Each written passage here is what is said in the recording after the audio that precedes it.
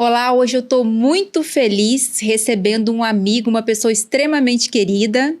Dr. Augusto Leitão nos deu a honra de aceitar o convite para esse bate-papo, que vai ser um bate-papo recheado de informações importantes para quem é ou pretende ingressar na carreira militar e para quem pretende ingressar através da via que dá acesso aos militares temporários. São muitas as dúvidas que nós recebemos nesse sentido, em relação ao que é necessário para se tornar um militar temporário, qual a documentação precisa ser apresentada, qual o tempo de permanência é admitido nessa condição, quanto tempo o militar temporário pode permanecer no serviço ativo, se o militar temporário estabiliza, se ele tem que contribuir para a pensão militar, enfim. São inúmeras as dúvidas e eu tenho certeza que a partir desse bate-papo muitas delas serão sanadas. Meu amigo Augusto Leitão, mais uma vez, muito obrigada, é uma honra te receber aqui, muito obrigada por aceitar o convite. E para quem não sabe, eu vou te chamar de você, né? Você já foi militar temporário? Sim, já fui. Foi de 2009 até 2017 e já era advogado antes. Entrei na Força Aérea como militar temporário, advoguei, já advogava primeiro. Lá dentro fui adjunto jurídico e saí de lá como o chefe lá da parte de inativos e pensionistas, do jurídico de inativos e pensionistas. E aí conhecia bem a matéria, gostava muito da matéria. E hoje eu trabalho praticamente só com militares e pensionistas das Forças Armadas, também os estaduais, também os militares do antigo Distrito Federal, mas o volume maior é Forças Armadas mesmo. E essa experiência adquirida lá na caserna faz toda a diferença na sua atuação aqui fora. Faz, assim, eu vejo muita dificuldade de quem nunca foi militar ou não tem muito, especialmente com relação ao vocabulário, troca os nomes, chama militar de segurado, chama militar ou diz que o militar se aposentou, e a gente sabe tudo que o militar vai para reserva, depois vai para reforma, que o militar não é segurado, isso é um vocabulário mais para previdência voltada para o INSS. E qual é a força que até o doutor Leonardo uma vez falou assim, qual é a força que tem bilhete de pagamento, qual é a força que tem contra-cheque. Às vezes a gente chega na aeronáutica, a gente tem o relatório de cômputo de tempo de serviço, na Marinha se chama MAPA. Então a gente conhecer bem o vocabulário de cada força é importante para ter também afinidade com a pessoa que está te procurando, para a pessoa ver que você conhece a matéria. E lá dentro também, saber o que pedir, que documentação pedir, é importante. E de onde surgiu aí essa ideia, esse interesse de se tornar um militar temporário? Eu já era advogado e foi uma época que eu estava fazendo alguns concursos. Fiz para a Procuradoria-Geral do Estado. Eu sou gaúcho e a vaga era aqui para o Rio de Janeiro. Então eu fiz a prova em Porto Alegre e depois eu vim para o Rio de Janeiro. E vi o programa, achei interessante, eu era de acordo com os concursos que eu estava estudando, quis fazer e foi muito bom. Eu gostei muito do curso, para maturidade, para uma série de situações. Me tornei mais adulto, mais responsável, uma série de situações importantes. Mas na família não tem nenhum militar? O meu avô, mas é que eu não conheci, eu não tenho contato com ele, né? Faleceu antes de eu nascer. Ele era coronel da Brigada do Rio Grande do Sul. Uhum. Sim, muitas histórias de família, mas eu nunca conheci ele. Entendi.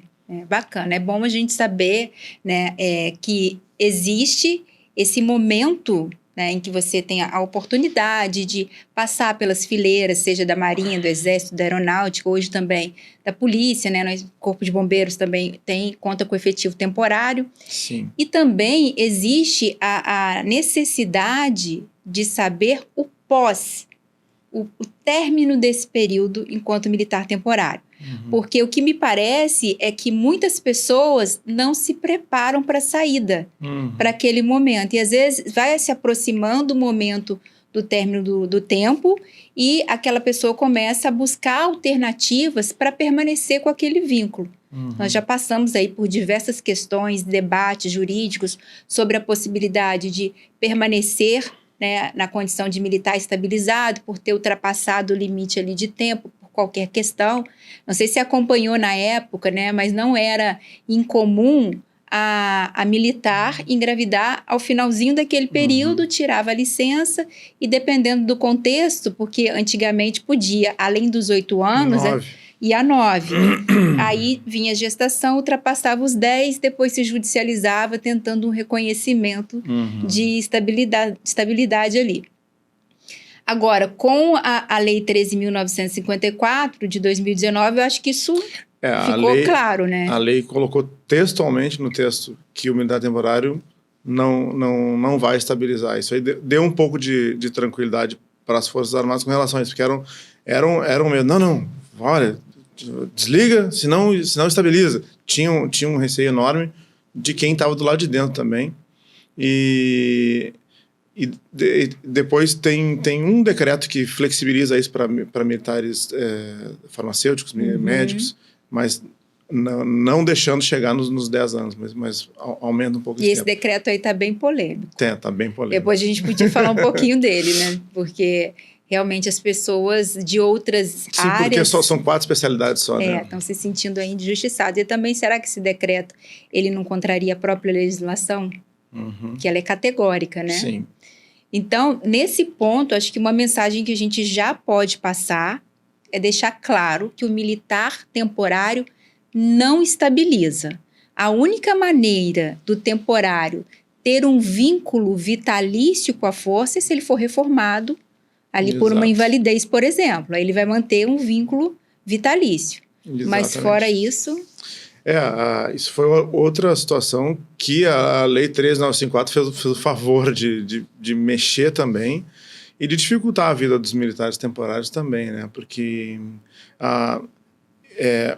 há uma intenção, há algo em curso de aumentar muito o número de militares temporários. Tem militares de carreira que são cada vez um percentual menor. A intenção é que chegue a 70% de temporários para 30% de militares de carreira. E aí a gente passa a ter um efetivo muito grande de temporários e chegou a faltar pessoas para chefiar esses militares. É por isso que se criou oficial superior temporário, que não tinha, a Lei 13.954 trouxe. E depois disso, a Lei 13.954 mexeu numa série de situações e disse, vamos colocar já havia a intenção das forças de colocar um monte de militares temporários, porque o militar temporário sai, recebe a pecúnia, a compensação pecuniária, e isso é pago uma vez, e não paga, a força não vai pagar reserva, 30 anos de reserva. Então, e nem deixar pensão, né? Pois é, matematicamente para as Forças Armadas é jogo ter militares temporários. O que eu penso que deveria ser feito também para a própria força era escalonar de maneira que funcionasse melhor. Por exemplo, entrar em determinado setor, entram 2 militares num ano, daqui a 2 anos entram mais 2, daqui a 2 anos entram mais 2, para ter sempre gente saindo e entrando. Às vezes não, entra um concurso grande, entra uma turma cheia de militares, quando está no último ano sai todo mundo, e faltando 1 mês e meio, vai alguém lá só para pegar o serviço, aprender e... aí não tem essa transferência da experiência, né, da rotina do setor. Realmente, o que eu costumava dizer é o seguinte, quando o temporário está realmente bom, ele vai para casa. Exatamente. Porque o civil, quando chega, diferente do militar de escola, né, que já vem com aquela formação desde cedo, mas o civil chega lá, ele não tem noção nenhuma da parte militar. Então, chega um civil que é técnico de contabilidade, do administrativo, ele sabe fazer aquele trabalho contábil administrativo, mas a parte militar, né, fazer uma apuração de uma transgressão disciplinar, conduzir ali uma sindicância, enfim, as outras questões que envolvem a parte disciplinar, a parte da hierarquia, o civil não está habituado. Então, ele precisa se adaptar. E o curso, ele é relativamente curto nesse sentido, não é? É curto, são 3 meses de curso. Agora menos. Na época que eu fiz, eu fui do quadro complementar, isso mudou, agora tem agora são os militares, na aeronáutica agora são os QOCOM e QSCOM, um de oficiais e um de sargentos. E o curso é menor ainda, então são 50 dias, 45 dias. E aí ali aprende o necessário para ali marcha, hinos e tal, e é muito rápido, é curto. Não, de maneira nenhuma desmerecendo militar nenhum. Não. E isso acontecia com militares temporários, e acontece ainda, mas é curto o curso. É importante, isso que você disse, quando o militar tá bom, ele vai embora. Essa ideia que você colocou do escalonamento, do ingresso escalonado, permitiria um contato maior entre as turmas, Exatamente. né? De modo que sempre teria um militar temporário experiente ali naquela função, no setor que ele tivesse, na seção que ele estivesse trabalhando, né? Isso aí. Então, realmente será algo a ser refletido aí por parte das forças para otimizar a entrega do serviço, né? E fazer, eles chamam de memória do setor, para que sempre tenha gente aprendendo, gente passando, gente aprendendo, gente passando, gente chegando bem crua, gente saindo bem experiente e sempre funcionando, né? Entrando e saindo. Tem um outro ponto que também traz muita confusão, porque às vezes a pessoa tem acesso àquele edital, não faz uma leitura realmente profunda do edital, minuciosa, e não se atenta para alguns detalhes, como, por exemplo, o militar temporário, ele não tem direito garantido a permanecer por 8 anos, não é isso? Isso, não tem. O militar faz o concurso, na verdade, hoje não é mais concurso, são processos seletivos simplificado, e isso vai sendo renovado ano a ano, e isso é discricionário. A administração é que vai renovar ou não renovar. E nesse ponto aí é importante a gente deixar claro, quando o doutor Augusto Leitão diz que é discricionário, significa inclusive que a administração não precisa nem dizer o motivo pelo qual ela não vai renovar, né? Porque os atos discricionários, eles não precisam necessariamente ser motivados. Mas se são motivados, aí sim fica vinculada àquela motivação apresentada. Então, simplesmente fazer a publicação da não renovação do contrato no interesse da administração, pelo interesse da administração. Não precisa dizer, porque ele não se desempenhou da maneira adequada, ou simplesmente. E aí, nesse contexto, a gente acaba enfrentando outros problemas, porque a gente sabe que em todas as instituições, os relacionamentos interpessoais têm eventuais conflitos. Então, se você for um excelente militar temporário, mas por acaso a chefia não gostar de você com questão pessoal, você pode ser prejudicado numa renovação, não pode? Pode, o que não deveria, mas acontece. A gente ouve muitos relatos nesse sentido. Seja militar temporário sargento, seja militar oficial que eventualmente foi temporário, até quem entrou, militar recruta, que não pôde fazer curso, que não teve acesso à turma, Sim. Também tem. Porque tem uma avaliação, para quem não sabe, né, tem uma avaliação que todos os militares são submetidos. Tem critérios objetivos nessa avaliação, mas tem critérios subjetivos. Sim. E aí, na parte do critério subjetivo, se você não tem um bom relacionamento, você pode ter a sua avaliação comprometida. Não deveria, mas às vezes acontece, né? Então, acho que é importante também a gente deixar aqui um recado para os militares temporários ou para aqueles que pensam em ingressar, que você está ingressando no meio político. Você tem que desempenhar bem o seu trabalho, mas você tem que ser uma pessoa que saiba se relacionar. Isso, né? E para aqueles militares que fazem as avaliações, eu fiz muito, é importante, quando o militar tem qualquer situação que não está bem em algum ponto, dar esse feedback para o militar, para ele saber naquilo que ele precisa melhorar, porque senão, às vezes, não vou colocar aqui para não prejudicar ele. Aí passa 1, 2, 3, e daqui a pouco desliga, daqui a pouco não renova, e a pessoa nunca soube aquilo que ela poderia ter melhorado. Com feedback, ela teria se atentado para aquela falha e recuperado ali, né, a qualidade do trabalho. Realmente, isso é importante. No processo de avaliação, tem essa previsão. Mas, às vezes, um avaliador, ele tem que avaliar uma quantidade grande de militares, né? Ele não consegue seguir ali estritamente todo o passo a passo que determina ali a avaliação de desempenho, que seria o ideal, né? Exato. Está previsto, mas nem sempre é cumprido, é observado, né? E aí entra o outro lado também, porque o oficial temporário, ele é avaliado, mas ele também é avaliador, não é? Uhum. Eu passei exatamente por essa situação. Obviamente tinha superiores meus que me avaliavam, mas eu estava num setor que tinha uma equipe que em um determinado momento ficou muito pouca gente por falta de pessoal, uma série de situações, mas no final as coisas estavam bem, graças a Deus. Tinha 16 pessoas trabalhando, então a gente tinha que avaliar e dar feedback tanto para os militares quanto tinha até 2 estagiários trabalhando conosco, o que é algo legal também. Sim. Eles gostaram bastante. Eu tenho contato com um deles até hoje. Está trabalhando na área do direito. Fico feliz de saber também.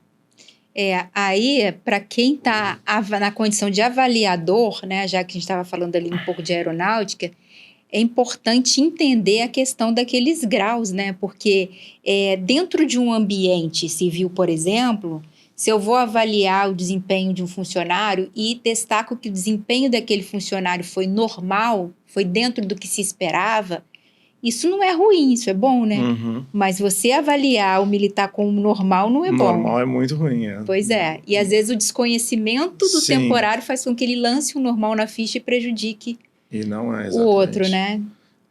São graus ali, pontos, e normal tá ali bem pelo meio ali, acho que tá no terceiro ponto, tem 2 níveis acima de normal, que devem ser, é o que todo militar quer, tá com as melhores notas, e normal já é ruim, bem, né? Ou seja, o conceito de normal é quando o militar faz o que se espera dele, mas isso numa leitura é algo negativo, não deveria.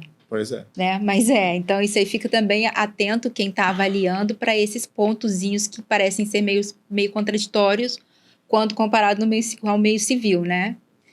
Então, assim, a avaliação é importante, vai ser avaliado o seu desempenho profissional, vai ser avaliado também, tem um ponto dessa avaliação, isso aí para o de carreira e para o temporário, que fala da questão do relacionamento interpessoal, mas tem também a participação em eventos, não é? Confraternizações, inclusive, isso é avaliado? Sim. Faz parte da avaliação. Tem, além das escalas, o militar espontaneamente comparecer a eventos. E tem uma situação que, por vezes, o militar às vezes é prejudicado por situações que não tem relação nenhuma, nem com o trabalho. E eu acompanhei uma situação de uma militar que estava participando de um evento, uma festa, e ela foi... E aí houve uma discussão de 2 militares, tinham bebido, e ela foi prejudicada, assim, praticamente de graça. Uma situação que não deveria ter sido prejudicada de maneira nenhuma. Então, ter atenção, né, que nessas confraternizações, você também está sendo avaliado. Então, o quanto você bebe, o que você fala... Então, não é para se sentir 100% à vontade como se estivesse numa festa de família.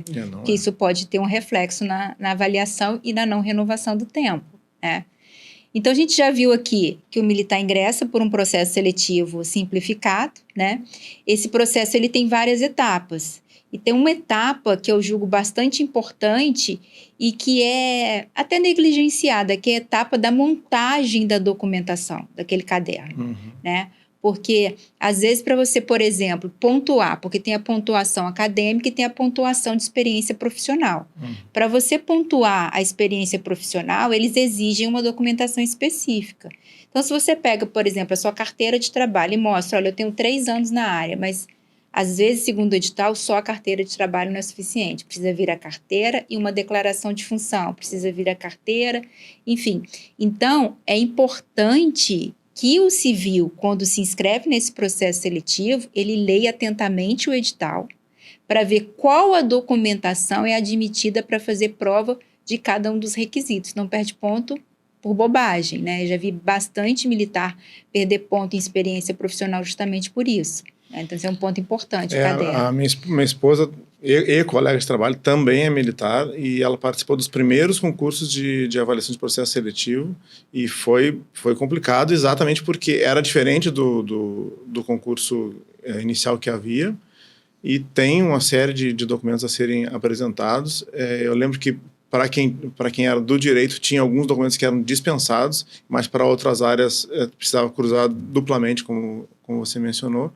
E é bem importante estar atento a isso e não esquecer de nada, né? Porque faz toda a diferença. E pegar o recibo da documentação entregue, porque eles não dão recibo, né? Geralmente não dão. E como que você vai provar que você efetivamente entregou aquele documento? Então, é preciso ter isso tudo registrado para depois não amargar nenhum prejuízo. Porque na banca, infelizmente, acontecem muitos erros, né? Existe desorganização em todas as instituições, nas Forças Armadas também não é diferente, né? Porque lá trabalham seres humanos como qualquer outro órgão ou instituição. Então, precisa tudo ficar muito bem registrado, cada documento que você entregou, leia atentamente o edital, monte o caderno, confira com antecedência, não deixa para tirar nenhum documento em cima da hora, para providenciar os exames médicos, não providenciar em cima da hora, porque às vezes o resultado de um exame laboratorial pode não sair a tempo, e aí o candidato é eliminado. Vou contar uma história. A minha esposa participou do processo seletivo, era ainda do quadro de militares temporários, do quadro complementar no mesmo concurso que eu fiz. E ela foi prejudicada porque ela fez uma pós-graduação e ela não tinha, e a instituição onde ela fez estava de greve. E ela não conseguiu retirar isso a tempo, mas ela perdeu alguns pontos. Acabou que não prejudicou onde ela estava, não prejudicou a nota final, mas acabou ficando mais moderna do que ela deveria ter ficado. Sim, isso aí também não é incomum. E aí entra a questão, né, da possibilidade também de se responsabilizar a instituição, a depender do contexto, por perder, se fosse o caso de uma eliminação. Não foi o caso, ainda bem. Mas se fosse, né, essa possibilidade de perder. E aí tem uma outra etapa, que é a etapa do teste físico, que também elimina muita gente. Muita gente. Porque, às vezes, eu até recentemente recebi uma abordagem que determinado processo seletivo tinha que se correr X quilômetros em X tempo. E o candidato não alcançou essa quantidade de quilômetros naquele tempo pré-estabelecido. E ele queria mover uma ação com base no princípio da razoabilidade, porque ele ficou quase, entendeu? Então, assim, é importante dizer também que não existe essa possibilidade. O edital, ele faz ali a lei do processo seletivo para garantir a igualdade. Então, se você não alcançou o número de repetições, a quilometragem, não adianta tentar alegar, mas foi muito pouco, foi por isso ou foi por aquilo. Porque se é aberta uma exceção, isso viola o princípio da igualdade, que é a própria causa de existir do processo seletivo do concurso. Exato. Né?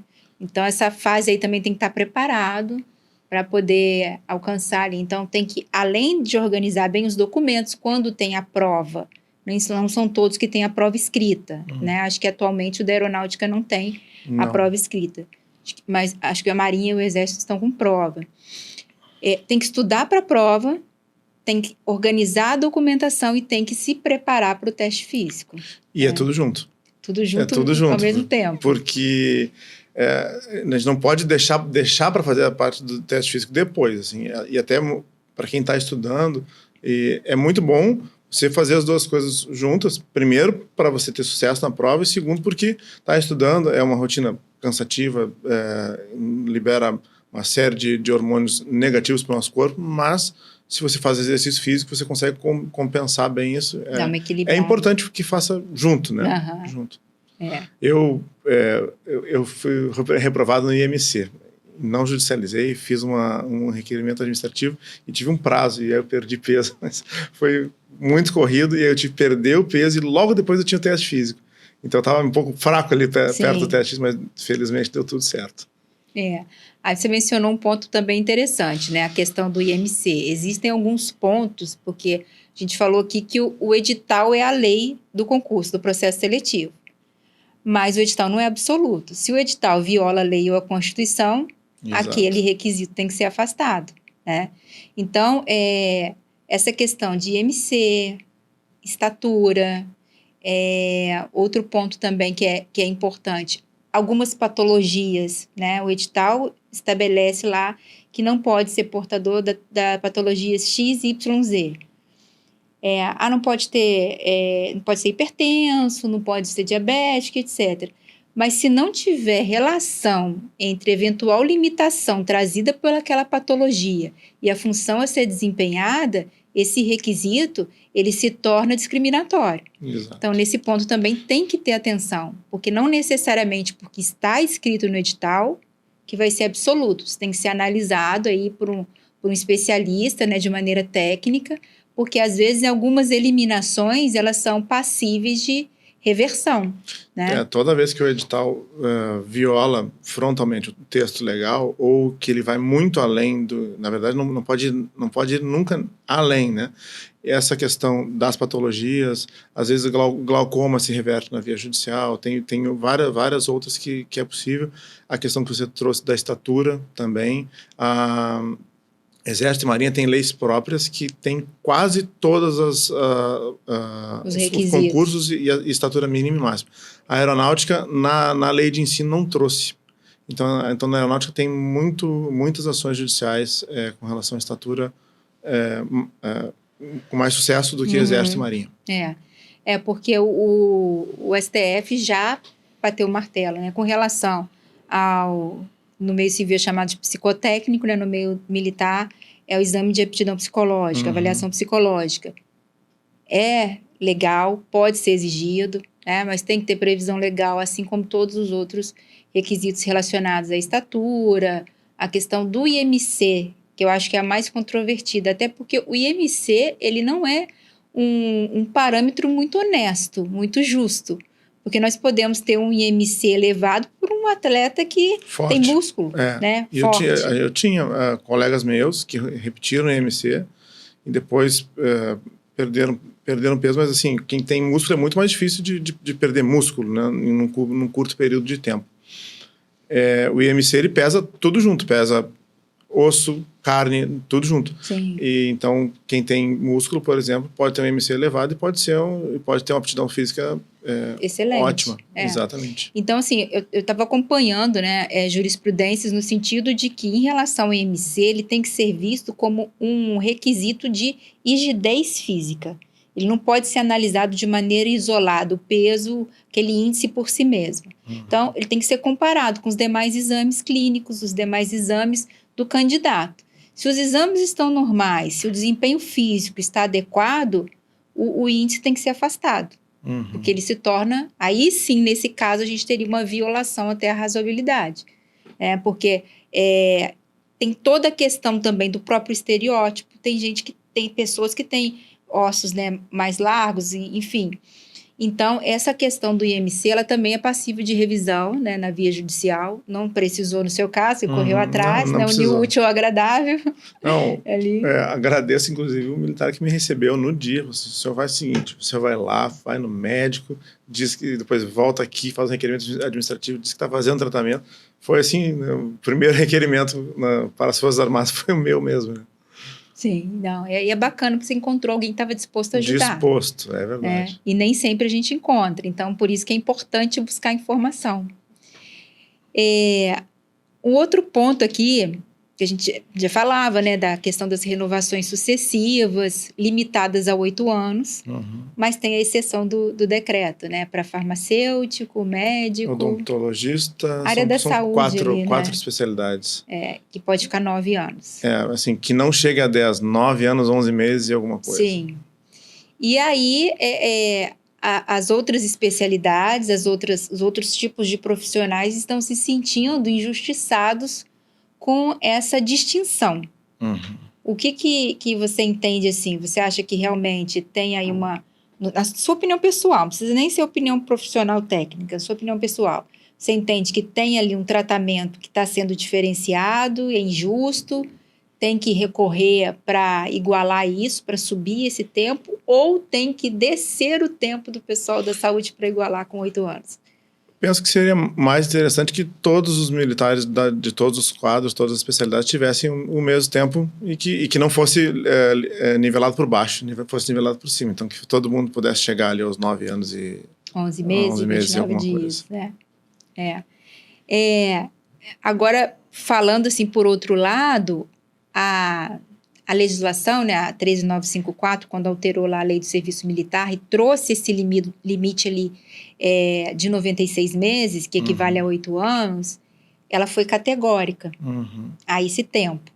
Aí, para ficar tudo alinhado, correto, né? Deveria modificar o tempo na lei e trazer um decreto novo. Isso. E aí, todo mundo que ficou pelo meio do caminho, aí se discute na via judicial. Mas aí você vê que a lei é relativamente recente e já tem mudança contraditória à lei. Sim. Já tem conflito ali, né? Até porque o decreto, ele, hierarquicamente falando...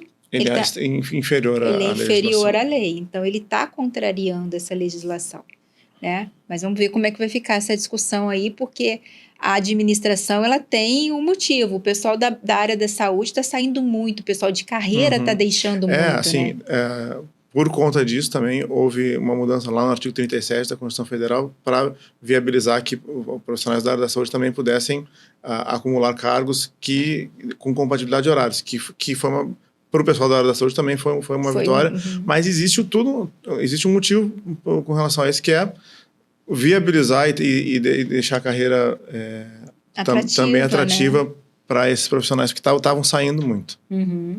E aí, aqui você tocou em outro ponto importante, que também eu acho que gera muita dúvida, essa questão do acúmulo, porque o temporário ele também se sujeita a essa regra de acúmulo, né? Não é só o militar de carreira. Então, o militar das Forças Armadas, na ativa, ele só pode acumular saúde mais saúde, né? Isso. E aí tem uma diferença para o militar estadual. Aí vai seguir ali, né? Porque são emendas constitucionais diferentes que ensejaram essa possibilidade. Mas no que se refere aqui ao militar federal, é saúde mais saúde. E essa proibição, né? Que a regra geral é a proibição do acúmulo, ela acompanha também, no caso do militar de carreira, na inatividade. Sim. Né? Não pode fazer um concurso novo depois.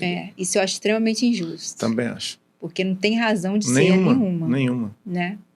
Vai ser assunto para uma outra conversa, né?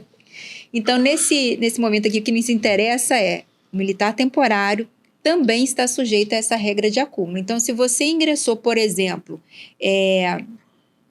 aí entra uma questão meio polêmica. Se você ingressa para lecionar, porque hoje nas Forças Armadas abre vaga para professor, né? Então, seja lá na área de educação física. E aí ele poderia acumular com outro cargo público de professor, porque a emenda constitucional não traz essa previsão. Não autoriza, que é injusto também. Pois é. Né? Aí teria que se fazer uma construção para dizer que seriam 2 cargos de professor, um professor dentro das Forças Armadas e um professor fora. Mas a gente teria que convencer o Poder Judiciário disso, né? Exatamente. Para trocar de linha, para não ficar ali e ficar na linha A. Porque aí vai igualar com os militares estaduais. Isso. Né? Se o propósito aí é ir aos poucos trazendo uma simetria, né? Eu acho que há algo também que tinha que ser discutido nesse sentido, de ampliar a possibilidade de acúmulo, claro, com compatibilidade de carga horária, né? E com a priorização do serviço militar. Porque isso aí tem que ser, né? Conforme estabelece lá na própria Constituição, né? Exato. E aí a 13954, ela trouxe outros elementos que eu entendo que foram muito prejudiciais para o militar temporário. Sim, foram. Como eu estava falando no início, há essa intenção clara e em prática de aumentar o número de militares temporários. Isso já está acontecendo, fato. E além de não pagar reserva para esses militares, porque é isso que se obtém de não ter um volume de militares de carreira e sim temporários, a União pensou, não, então eu também não quero correr o risco de pagar reforma.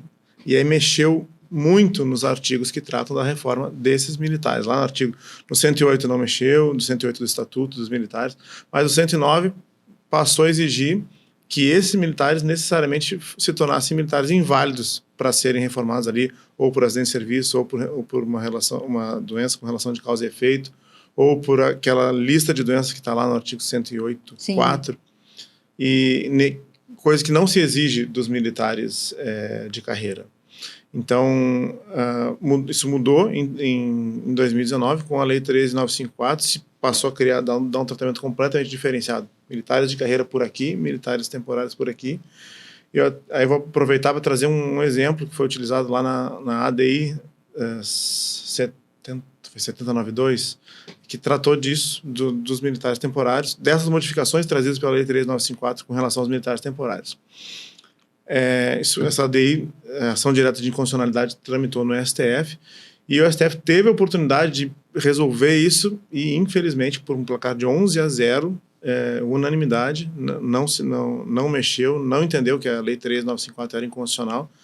Havia inconstitucionalidades materiais, que eram especificamente esses artigos da diferenciação dos militares temporários, e havia inconstitucionalidades formais, dizendo que a Lei 13.954 era uma lei ordinária que estaria modificando o Estatuto dos Militares, que é uma lei anterior a 88, que seria uma lei complementar, recepcionada como lei complementar. Isso não passou, mas a questão dos militares temporários eu pensava que tinha uma possibilidade boa. O parecer do Procurador da República foi favorável, e é aí que eu quero chegar. O exemplo trazido no parecer do Procurador da República, ele aproveitou o exemplo de um amicus curiae que participou do processo, e disse o seguinte: olha, se eu tiver hoje, né, pós-lei 13954, 2 militares, um de carreira e um militar temporário, e os dois se tornarem incapazes para o serviço militar e não inválidos, um acidente de uma ambulância, e o militar de carreira vai ser reformado, vai receber os seus proventos, o militar temporário vai ser desincorporado, vai ser penalizado por ter se tornado incapacitado, né? E aí, quando não, o militar é desincorporado no meio, quando não é ano cheio, nem a compensação pecuniária recebe. Aí, imagina, eu saí com 8 anos depois que era militar temporário. Vários outros militares saíram nos seus 8 anos certinho, receberam a compensação pecuniária. O militar que deixa a força precisa da compensação pecuniária para se recolocar no mercado, para ver se vai estudar para concurso, para ver se vai advogar ou fazer dependendo da área militar. Imagina o militar que sai sem as 2 pernas, ou que sai com depressão, com qualquer uma doença mental que ensejou essa incapacidade, mas que, no entendimento da força, não foi uma invalidez completa. Isso aí, na verdade, está acontecendo e é uma covardia. Uhum. Até porque tem um outro ponto. O militar temporário, ele pode ficar afastado por motivo de saúde por até 90 dias. Depois ele vai para a rota. Uhum. Então, independentemente dele ter se recuperado, né, daquela condição de saúde que levou ao afastamento dele, ele vai para a rua. E se ele sai ali sem completar aquele último contrato, ele perde a compensação pecuniária, que é um outro ponto que eu acho importante a gente esclarecer. Agora, voltando ali na questão da alteração por conta da reforma, né, ainda prevalece no meio dos leigos ou no meio civil o pensamento de que se eu entrei são e adoeci lá dentro, isso é um problema da força, a força tem que me prestar ali o subsídio para minha recuperação e para o meu sustento, até que eu possa voltar a trabalhar. E não é isso que está acontecendo. Não é isso que está acontecendo. Né? Que foi criado o Instituto do Encostamento. Podia falar um pouquinho para a gente? Artigo 31 da Lei de Serviço Militar. No Instituto do Encostamento, o militar que é considerado incapaz temporariamente, ele vai acabar sendo desincorporado. E, ao ser desincorporado, ele fica numa situação muito vulnerável, porque ele só vai continuar algum tratamento na força, nos hospitais da força, para tratar aquilo que ele já tinha. Então, ele vai ficar ali sem proventos, tendo que se deslocar para chegar no hospital, fazendo, às vezes, tratamento 2 vezes por semana. Tem gente que mora em Sepetiba, tem gente que mora em Queimados e vem até o Comar, e vem até o HCE para fazer o tratamento que precisa 2 vezes por semana. Essas pessoas não têm dinheiro, às vezes, nem para se deslocar. Sim. Então, assim, eu acho que a gente está diante de uma situação extremamente grave. E o judiciário não parou para enfrentar essa questão devidamente. Porque se você pega um cidadão que entra ação, ele dá a sua força de trabalho, ele adoece, qual que é a sensação que eu tenho, né? Falando assim, como leigo? Ele é descartado. Então, vai se desovando pessoas adoecidas para o meio civil. E essas pessoas adoecidas que estão sendo desovadas no meio civil, elas não vão ter amparo do INSS. Porque se fosse um trabalhador seletista, ele teria ali um auxílio-doença, né? Ele teria, dependendo do caso, um auxílio-acidente. Mas não, ele vai sair, literalmente, com uma mão na frente e outra atrás, porque ele vai receber saldo de salário, férias proporcional, 13º proporcional. Só. Não vai ter como se manter, não vai ter como custear o tratamento por conta desse deslocamento ou da medicação que não é assegurada pela força. Então, assim, quando o judiciário vai parar para enfrentar essa questão que viola a própria dignidade da pessoa humana? Às vezes, essa incapacidade, ela decorre de um acidente em serviço.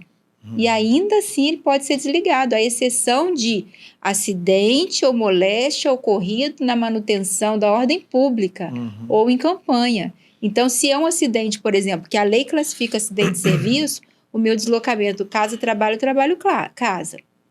Então, se o militar de carreira ele está saindo de casa para ir para a unidade militar e ele se acidenta, é um acidente de serviço. Se esse acidente o torna incapacitado para o serviço militar, ele vai ser reformado. Mas se ele for temporário e esse acidente o tornar incapacitado para o serviço militar, ele vai ser... Desligado, desincorporado. eu acho que a palavra é até desovado, no meio civil adoecido. Entendeu? É muito ruim. É exatamente o que acontece.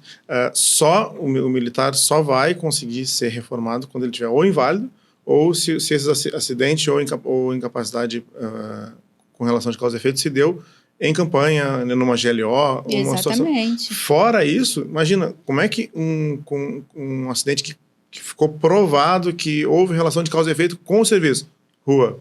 Ficou provado que a enfermidade foi contraída em razão do serviço. Rua. Como pode isso ser admitido? E aí eu até entendo que assim, uma fatia muito pequena daqueles que são prejudicados é que judicializam, que buscam ali a resposta na via judicial. Mas o judiciário, ele aí entra em outra polêmica de existir varas especializadas ou não, ele não conhece essa dinâmica de caserna. Aí chega lá, para esses casos existe o encostamento, e ele acha que está perfeito, o encostamento, né, vai servir. Agora, o encostamento, ele é para uma incapacidade temporária. Exato. Perdão, para uma incapacidade definitiva.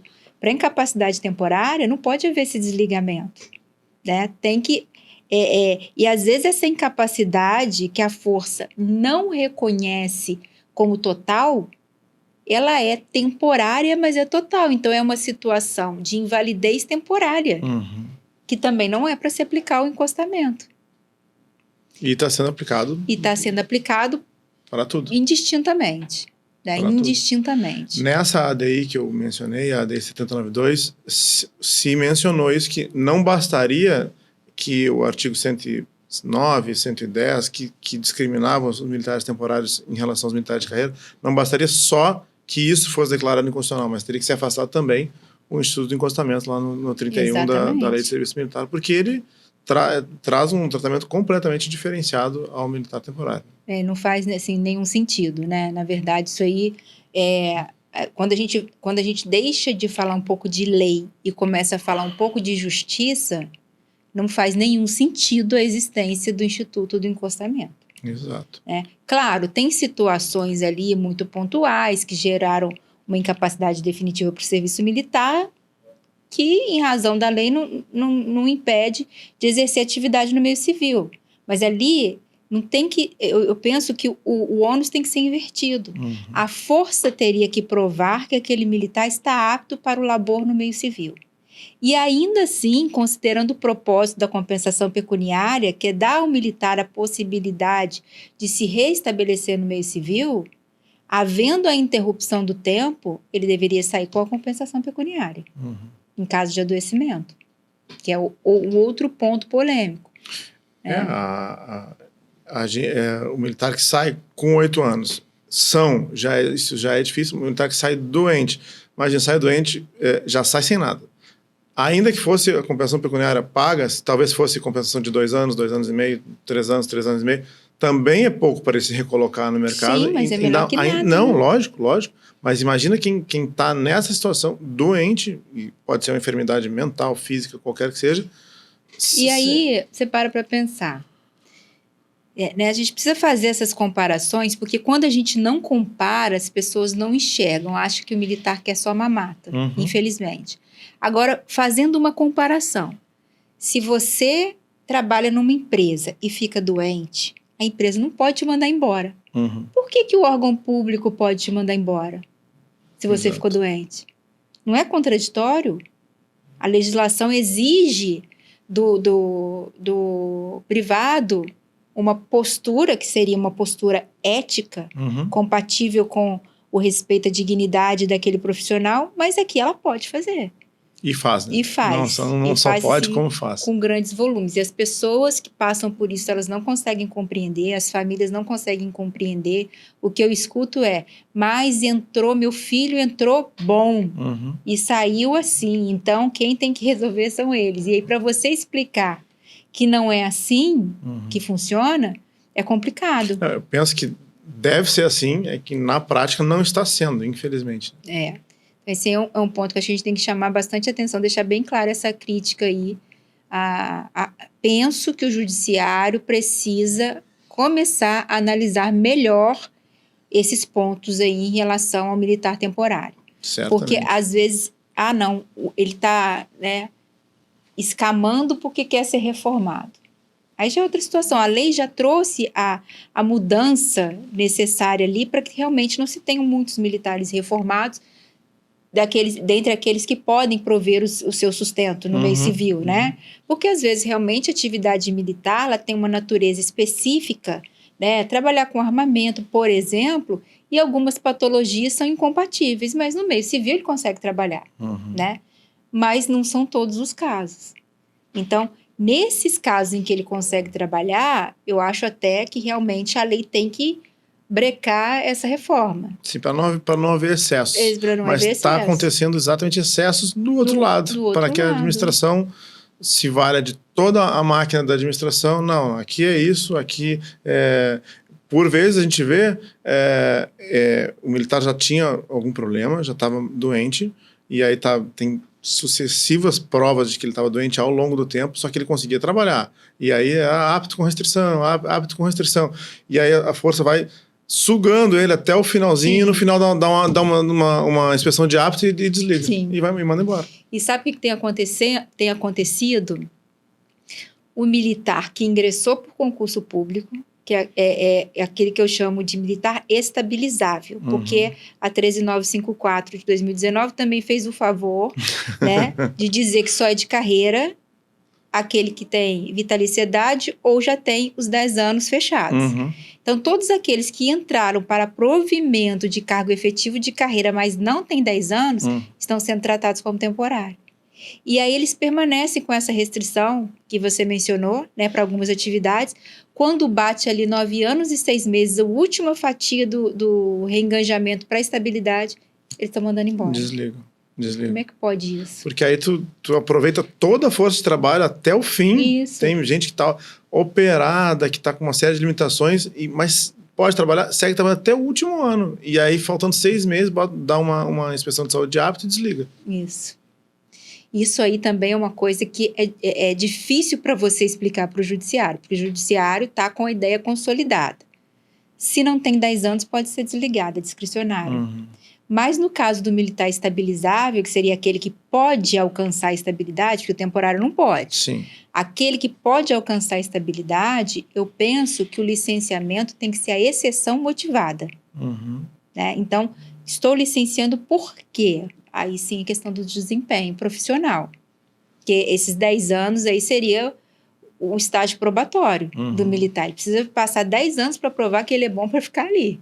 Né? Diferente dos outros cargos o maior estágio probatório que existe. Né? Então, assim, para magistrado, promotor, etc., 2, 3 anos aí estágio probatório. Mas o militar tem que ficar 10 anos ali para mostrar que ele merece ser efetivado no cargo, né? Que é um outro ponto também que eu entendo ser extremamente injusto. Mas, agora, voltando aqui para a questão da compensação pecuniária, né? A lei da compensação pecuniária, ela fala que o militar tem direito a receber uma remuneração a cada ano de serviço por término de contrato, né? Exato. Assim, é uma lei bem pequenininha, tem 2, 3 artigos, e diz que o militar tem que receber uma remuneração por cada ano de serviço. De ano cheio, assim, saiu com 2 anos, 2 remunerações, saiu com 6 anos, 6 remunerações. Saiu no meio, 6 anos e meio, não sai com nada. Não sai com nem nada. Com 6. Exato, nem com 6. Isso não é possível que seja dessa forma. Não é aceitável que seja dessa forma. Não é aceitável. Porque aí, para os críticos de plantão, o militar não tem fundo de garantia. Exatamente, eu sempre falo disso. Porque, assim, a gente olha muito o bônus, mas ninguém olha o ônus. Então, o militar não tem o fundo de garantia. Então, como é que ele faz para ele se restabelecer no meio civil? Durante muitos anos, ele passa dentro de um mundo, vive dentro de um mundo completamente diferente do meio civil. Ele está totalmente fora do mercado de trabalho. Então, ele precisa se realocar. Para ele se realocar, o legislador criou a compensação pecuniária. Então, a compensação pecuniária ela veio justificadamente para militares licenciados quando termina o tempo de serviço dele. Mas e quando esse tempo é interrompido por um motivo que o militar não deu causa? Ou seja, o militar foi licenciado antes de fechar aquele contrato de 12 meses, o seu último contrato, caso aí que o Augusto Leitão deu exemplo, né? Ele ficou 6 anos e meio. Então, antes de fechar o 7º ano, que seria o 7º contrato, a 7ª renovação de contrato, ele foi licenciado. Mas ele foi licenciado porque ficou 90 dias, por exemplo, de licença para tratamento de saúde. Ficou licenciado porque foi declarado incapaz para o serviço militar, por motivo de saúde, né? Enfim, ele foi licenciado sem que ele tivesse dado causa ao licenciamento. Ele não vai receber algum acidente nada. de serviço também. Acidente de serviço. Também. Né? Então, nesse contexto, a gente buscando aí, voltando lá para o banco da faculdade, não sei se você vai lembrar disso, mas tem coisa que fica na cabeça, a gente nunca esquece, né? Que tinha o mens legis e o mens legislatório, lembra disso? Que sim. era a intenção da lei e a intenção do legislador. Tá bonito isso, né? Isso aí. É muito bonito. Então, a intenção do legislador foi garantir a esse temporário que ele pudesse se realocar. Mas e esse temporário que sai doente? Será que a gente não tem que pegar ali o espírito da lei isso aí. E aplicar? Aí vou continuar dentro do que você disse de interpretar, de voltar para a faculdade. Interpretação teleológica, né? Que seria isso, né? O espírito da lei, a intenção da lei. Se o militar são precisa disso, muito mais o militar doente. Logicamente. Não, isso precisa... Olha, isso é fácil de movimentar, só que tem que ser debatido, tem que ficar claro, tem que partir do executivo, uma lei dessas tem que ter iniciativa do Poder Executivo. Às vezes a gente vê muito perto às vezes é perto da eleição, deputado que faz uma lei com relação à caserna e tem visto de iniciativa que não pode ser iniciada por deputado. A gente tem leis que foram iniciadas por deputados, que não deveriam e que foram declaradas inconstitucionais depois. Tem uma lei de 91 que aconteceu isso. E isso precisa ser observado. E não seria difícil mexer nisso, mas tem que ter debate e tem que ter interesse, as duas coisas. E é uma coisa tão óbvia. É muito óbvio, é muito claro. Muito claro. E aí tem uma outra base de argumentação também nessa lei, porque quando o legislador ele quis que a compensação não fosse paga, ele deixou lá expressamente que não faria jus àquele licenciado a bem da disciplina. Sim. Né? Então, eu entendo que só naquele caso é que ele não vai ter direito. Daí não... se ele deixou claro que aquele militar que teve transgressão disciplinar, que teve crime militar, que foi licenciado a bem da disciplina. Ele deu causa ao licenciamento. Então, se a culpa é dele, ele fica sem a compensação. Lendo isso ao contrário senso, nos outros casos paga, né? Nos outros casos se paga. Né? Tem até um outro caso, não estou dizendo nem que é justo, mas dá para sustentar. Que quando o militar pede licenciamento, porque ele foi aprovado num concurso. Então, ele já sai para assumir outro cargo. Aí, se você partir do princípio, né, que não é um fundo de garantia, mas que é uma verba que tem o propósito de subsidiá-lo enquanto ele se restabelece no meio civil e ele já sai. Aí, não estou dizendo que eu concordo, mas aí eu até entendo que tem base para fundamentar nesse sentido, embora eu achasse que ele também deveria receber. Né? Mas aí tem base. Agora, nos outros casos, não tem base nenhuma. Me parece que a regra legal de uma remuneração para cada ano é para dimensionar. 8 anos, 8 remunerações. 6 anos, 6 remunerações. Não quer dizer que se for pelo meio do caminho... Uma calculadora resolve, né? Exato. Uma fraçãozinha, uma regrinha aí. Mas, enfim, isso eu acho que precisa ser debatido, precisa... as comissões podem, né, começar a trabalhar isso, porque aí trazendo um ponto, puxando um ponto aqui, por exemplo, das pensionistas da PEMERGE, né? Elas têm um movimento muito grande em prol dos direitos delas. Então, elas realmente fazem esse movimento, elas vão na LERJ, enfim, elas são ativas. E os militares, eles já são um pouco mais retraídos nesse ponto. Então, quando a própria categoria tem medo, porque o militar tem medo, né? Especialmente militar na ativa, porque Sim. tem muito receio de ingressar com ação judicial e sofrer algum tipo de discriminação. E isso existe, não dá pra gente dizer que não. Acabam deixando para ingressar quando vão para reserva e por vezes nem querem, nem fazem, são muito gratos à força por tudo, por toda a história, mas às vezes tem algum direito que foi violado e eles acabam não fazendo isso. Às vezes tem medo de quando está no final da carreira, de não conseguir se tornar comandante. Isso acontece muito. E com relação às pensionistas militares, elas podem, né? Elas podem se manifestar. Assim, eu participo de alguns grupos com pensionistas militares. Tem manifestações, mas elas não enchem de pessoas. Não é assim não são volume de muita gente. Sim. É porque, assim, infelizmente, o que eu penso? Não tem boa vontade política para discutir os direitos dos militares federais. Seja de qualquer governo, né? Não, isso é independente entre governo e sai governo, não é um comentário político. Historicamente, né? Não historicamente. Tem. Então, assim, a gente percebe que no Brasil as coisas funcionam quando se começa a fazer barulho. E os militares nem podem fazer esse barulho. Pois é.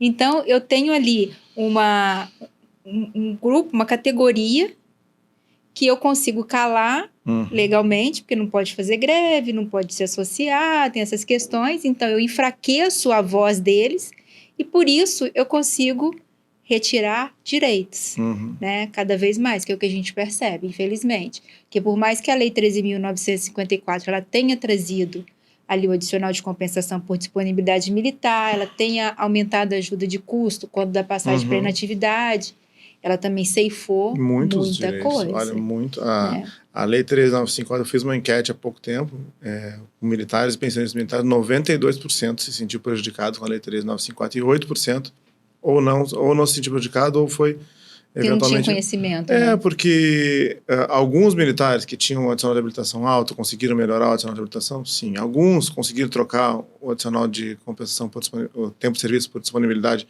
de maneira vantajosa, alguns. Mas, imensamente, a Lei 13.954 tirou direitos, assim como fez a medida provisória 2215 também. Sim. E assim como talvez aconteça com esse projeto de lei que está parado faz um ano, que assim fica o PL 4920 de 2024. Para a gente passar aí para esse outro ponto, só fechando, então, o militar temporário que foi licenciado, adoecido, né, por incapacidade, por um motivo que ele não deu causa, ele pode argumentar pelo recebimento da compensação pecuniária. Sim. Né? Porque se a gente não faz o movimento, a gente não chama atenção nem do judiciário para essas injustiças que estão acontecendo. Se simplesmente aceita, vira regra e nunca mais... Exatamente. Exato. Né? E aí você tocou num outro ponto, dos adicionais, que os militares temporários, eles têm muitas dúvidas em relação aos adicionais. Então, tem o adicional militar, o adicional de compensação por disponibilidade, esses adicionais, ele faz jus. Certo. Agora, tem a questão do adicional de habilitação, que eles também têm direito, que fazem o curso de formação, né, e tem a especialização. Só que até 2020... o militar temporário que tivesse pós-graduação, mestrado, ele conseguia majorar esse adicional de habilitação, né? Então, recebo muitas dúvidas nesse sentido, né? Se é possível requerer agora, não é possível requerer mais. Desses não. Desses não, né? E mesmo se tiver ingressado antes da mudança. O que você pensa sobre isso?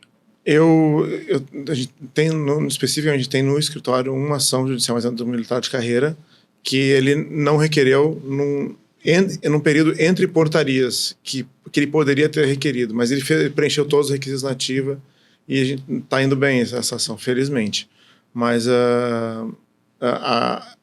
depois de 2020 veio uma portaria GMMD de 86, que ela reestruturou completamente essa parte dos cursos.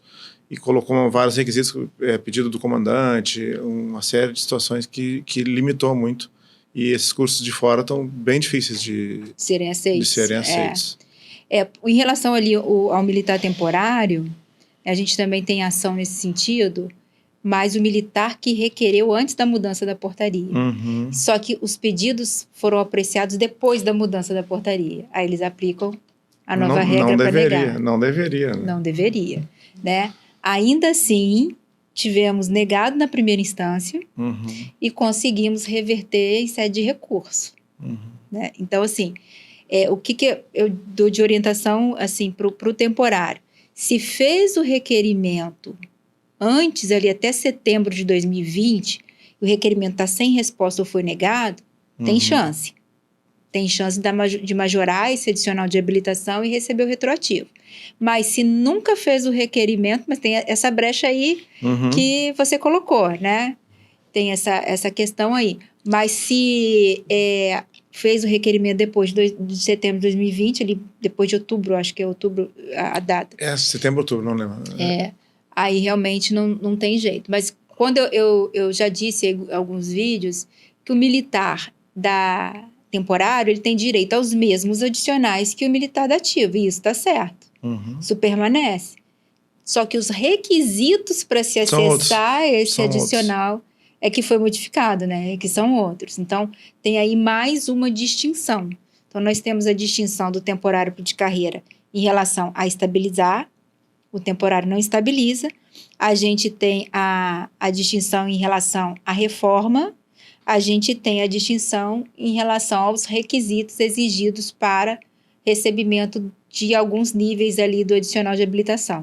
Sim. Né? Então, são esses pontos aí mais latentes. Que foram modificados com relação ao militar temporário, sim. E um ponto adicional, só para fechar o ponto de reforma, a intenção foi não pagar reforma, especialmente para os militares temporários. Ok. E, não satisfeita com isso, a Lei 13954 colocou um artigo lá que viabilizou uma série de revisões de reforma de quem já tinha. E isso também atinge militares temporários. Também atinge. É o artigo 112A do Estatuto, trazido pela Lei 13954. Uns meses depois veio o decreto 10.750, e esse decreto é um verdadeiro manual de anulação de atos de reforma, de cassação de atos de reforma. Ele textualmente diz no decreto que vai passar por cima do trânsito julgado, da decadência. É um manual de violação da segurança jurídica. Olha, é um terror esse decreto 10.750. Ele passa por cima de tudo que se conhece, que se estabelece como certo, que está na Constituição, ato de perfeito, direito adquirido, e traz uma cartilha de anulação de atos de reforma. Tem muitos, não vou falar de muitos militares que têm 31 anos reformados e que estão sendo colocados na rua. 31 anos. Olha o limite que a covardia chega. Porque não faz o menor sentido. Eles tinham 8 anos, 9 anos, foram reformados quando podia. Sim. Tá, lá atrás. Sim. Foram proibidos de se inserir no mercado de trabalho. Sim, porque estão reformados por invalidez. Então vai ficar em casa. Como é que essa pessoa com 60 anos agora, 50 e poucos, vai voltar para o mercado de trabalho? Várias pessoas. A ingresso com mandado de segurança perde. Um monte de gente. É bizarro, né? Não tem assim... E pior que a gente, enquanto advogados, a gente não sabe nem como dizer isso, porque as pessoas, elas associam judiciário e lei com justiça. Mas não necessariamente... Não necessariamente andam juntos. Caminham juntos, né? Então, realmente, a gente está vivendo tempos muito difíceis nessa seara militar, né? Então, estamos, sim. Muitos direitos sendo suprimidos. E sempre que eu tenho oportunidade, eu falo assim, está em curso uma retirada de direitos. E a gente está falando aqui de dinheiro, gente. De retirar dinheiro para que melhore o caixa da administração, ou no curto prazo, ou no médio prazo, ou no longo prazo. E aí me parece muitas vezes que é o seguinte, corta e depois justifica. E aí não não me parece que a administração esteja preocupada com se aquilo ali é constitucional, se é inconstitucional, se é juridicamente correto, se é juridicamente incorreto. E aí a gente vê o executivo preocupado com o seu caixa, toda vez. Sim, a gente vê o legislativo procurando fazer leis que viabilizem isso, que cortem. Quem não pode entrar nessa é o judiciário. porque o judiciário tem que julgar de acordo com a Constituição, com os princípios gerais, os princípios constitucionais, os princípios gerais do direito, e ver quem tem direito vence, ganha, leva. Aí entra até naquele ponto, né? Se fosse para ficar aplicando letra fria de lei, ChatGPT julgava tudo. Não precisava ninguém, exato. Não precisava de advogado, não precisava de juiz, não precisava de nada. Exato. Né? E a gente, infelizmente, tem vivenciado isso. Agora, assim, para a gente fechar dentro desses pontinhos polêmicos, outra questão que, às vezes, o temporário não se conforma é com o desconto para pensão militar. Uhum. Porque ele pensa que o desconto é para pensão militar, ele não pode deixar pensão militar, por que ele vai sofrer esse desconto? Né? Então, aí eles posso pedir para reaver esse valor? Não, na verdade, ele pode pegar o tempo dele, acredito que tenha feito algo nesse sentido, né? Pegou sua... Para levar depois. Para verbal. Se você passar num curso, leva para o órgão, se você... Ou leva para o INSS para verbar lá depois do tempo. E a depender da questão do desconto, tem até, se for para o INSS, tem até a discussão, né, daquilo que foi contribuído acima do teto. Se você pode reaver esse valor de contribuição acima do teto. Né? Tem teses muito boas de advogados previdenciaristas que atuam diretamente nessa área. Nesse sentido. Olha, tem uma hora que a gente está conversando. Passou rápido, né? Mas, fechando aqui, diante de tudo que a gente conversou, vou te fazer uma pergunta difícil. Ai. Então, vale a pena ser militar temporário hoje? Gente, não é difícil, não. Vale sim, vale. Foi, como eu disse no início, né, foi muito importante para mim. Eu vejo o quanto ainda transforma as pessoas. Por vezes, é uma oportunidade para que ela... se estabilize, tenha uma experiência na sua área e às vezes depois vai estudar para uma outra coisa. Eu gostei muito e aí mas você hoje advoga contra a Força Aérea, não, eu advogo para os militares e a administração erra, a administração se excede e é por isso, né? Mas para mim não é uma pergunta difícil, não. Vale sim. Tá bom. Meu amigo, quero muito, muito agradecer por você ter aceitado o meu convite. Muito prazer ter vindo, tá? Obrigado. Eu tenho aqui uma lembrancinha para Olha você. Só. Porque hoje é sexta-feira. Olha aí, tá? Que legal. Saúde, paz, amor, alegria hoje e sempre. Poxa, que eu desejo de coração para você. Muito obrigado. Tá bom? Então, eu agradeço e quer deixar aqui a sua rede social? Sim, exato. Eu mantenho um canal no YouTube, você consegue encontrar lá colocando meu nome, o nome do canal é Direito para Todos, meu nome é Augusto Leitão, você encontra lá o canal, meu Instagram é @AugustoLeitão e eu participo lá da Comissão de Direito Militar da OAB Rio de Janeiro, hoje estou como secretário e a doutora Shirley vai participar lá conosco também. Sim. Muito, muito obrigado. Tá bom. Então, muito obrigada a todos e até a próxima.